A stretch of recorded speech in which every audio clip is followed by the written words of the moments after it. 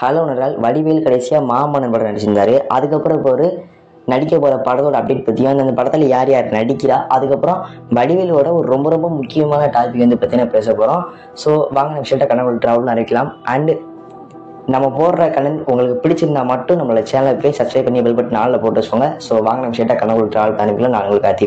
So first of all வந்து பார்த்தீங்கன்னா வடிவேல் கொஞ்ச நாளாக வந்து பார்த்தீங்கன்னா படத்தில் நடிக்காமல் இருந்தார். அதுக்கப்புறம் மாரி செல்வராஜன் ஒருத்தர் டைரக்ட் பண்ணார் மாமன்னன் படம்.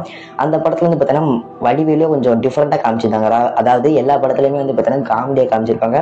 அந்த படத்தில் வந்து பார்த்தீங்கன்னா கொஞ்சம் வேறு மாதிரி காமிச்சிருப்பாங்க. அதுக்கப்புறம் வந்து பார்த்தீங்கன்னா அந்த படம் வந்து பார்த்தீங்கன்னா கேஸ்ட் பேஸ் பண்ணியிருக்கோம்.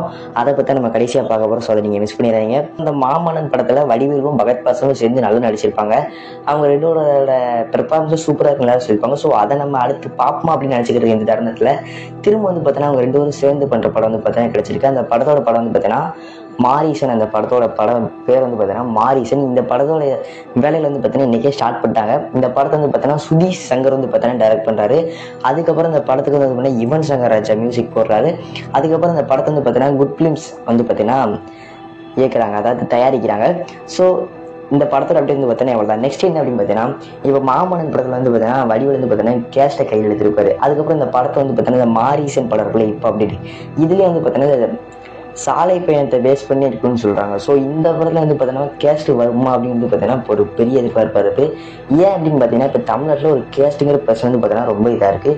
இப்போ வந்து பார்த்தீங்கன்னா ஒரு அப்பா வந்து ஒரு பொண்ணை எரிச்சு கொண்டது, அதுக்கப்புறம் தமிழ்நாட்டு அரசாங்கத்தில் நடந்ததுக்கு ஜாதி பிரச்சனைகள் தெரியும். அதுக்கப்புறம் வந்து பார்த்தீங்கன்னா பெங்களூர்ல ஒரு பிரச்சனை நடந்துச்சு. ஸோ இந்த மாதிரி இடத்துல ஜாதி அந்த கேஸ்ட் வந்து பார்த்தீங்கன்னா திரும்ப திரும்ப இந்த படம் மூலியமா மக்களுக்கு ஞாபகப்படுத்துறாங்க அப்படின்னு நிறைய வந்து பார்த்தீங்கன்னா பேசிட்டு இருக்காங்க.